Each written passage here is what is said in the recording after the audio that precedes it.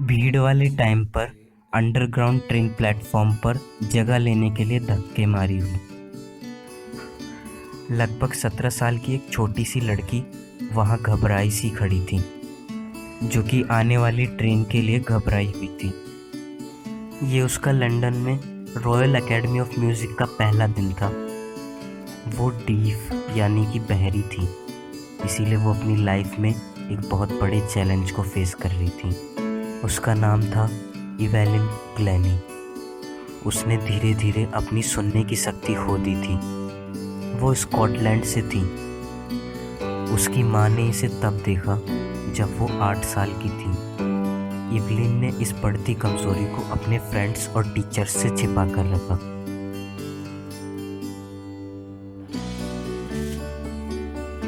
लेकिन 11 साल की होने पर उसके मार्क्स लगातार गिरने लगे।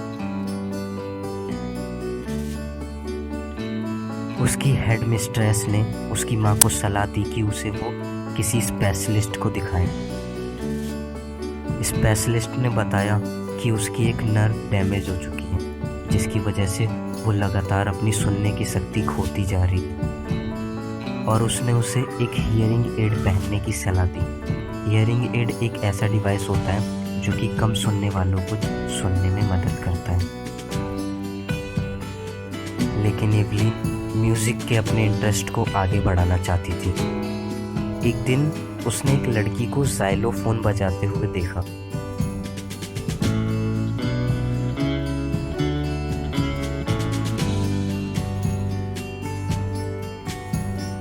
उसने डिसाइड किया कि वो भी इसे बजाएगी। सब लोग उसे डिमोटिवेट करने लगे, लेकिन रॉन फॉर्ब्स ने उसके टैलेंट को पहचान लिया। रॉन फॉर्ब्स ने उससे कहा कि वो म्यूज़िक को सुनकर नहीं, बल्कि उसे सेंस करके समझे। इवेलिन ने भी बताया कि वो ड्रम की वाइब्रेशंस को सेंस कर सकती है। उसने कभी पीछे मुड़कर नहीं देखा।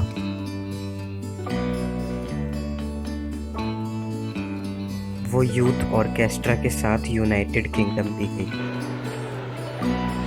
ऑर्केस्ट्रा एक म्यूजिशियंस का ग्रुप होता है जो कि साथ में मिलकर परफॉर्म करते हैं।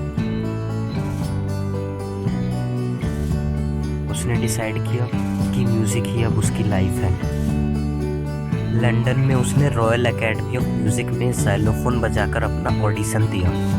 उसने अपनी पूरी हिस्ट्री में सबसे ज़्यादा स्कोर किया। फिर वो ऑर्केस्ट्रल वर्क को छोड़कर सोलो परफॉर्मेंसेस देने लगी। वन मैन शो या वन वुमेन शो को सोलो परफॉर्मेंस कहते हैं। उसने अपना 3 साल का कोर्स कंप्लीट करा और काफ़ी सारे अवार्ड्स भी जीते। उसे अपनी सफलताओं पर कोई गर्व या घमंड नहीं। वो संसार की सबसे ज़्यादा चाही जाने वाली परक्यूशनिस्ट है। परक्यूशनिस्ट मतलब कि ताल वादक। उसने 1000 से भी ज़्यादा इंस्ट्रूमेंट्स पर मास्टरी कर ली है। वो बिना सुने आसानी से काम करती हैं। बिना सुने भी उसे स्कॉटिश लैंग्वेज आती है। उसने फ्रेंच लैंग्वेज भी सीखी है। कभी कभार वो ज़ाइलोफोन भी बजाती हैं। वो अपनी फिंगर टिप्स से साउंड सेंस करती है। उसे ड्रम की ऊंची और नीची वाइब्रेशन भी सुनाई देती है। वो अपने शूज उतारकर वुडन प्लेटफॉर्म पर म्यूजिक को सेंस करती है, और वो अपने हर एक बॉडी पार्ट से म्यूजिक की वाइब्रेशंस को सेंस करती है। 1991 में उसे soloist of the year award मिला, जो कि रॉयल फिलहार्मोनिक सोसाइटी का बहुत ही ज़्यादा फेमस अवार्ड है।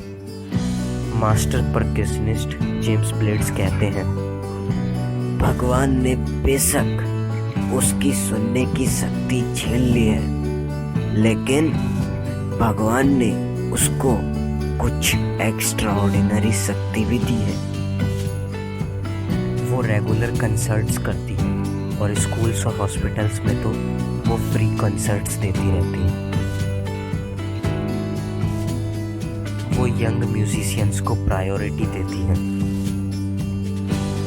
मैं एक वर्कहॉलिक हूँ और मुझे क्लासिकल म्यूजिक में ज़्यादा काम करना है। बीटहोवन फंड फॉर डीफ चिल्ड्रन की एल्ड्रिच लिन कहती हैं, जो बच्चे सुन नहीं पाते, इवलिन उनके लिए एक साइनिंग इंस्पिरेशन है। इवलिन ने परक्यूशन यानी कि ताल वाद्य को ऑर्केस्ट्रा के सामने ला दिया है। उसने लाखों लोगों को बहुत सी खुशियां दी हैं। इवलिन हैंडीकैप्ड लोगों के लिए एक बहुत बड़ी इंस्पिरेशन है।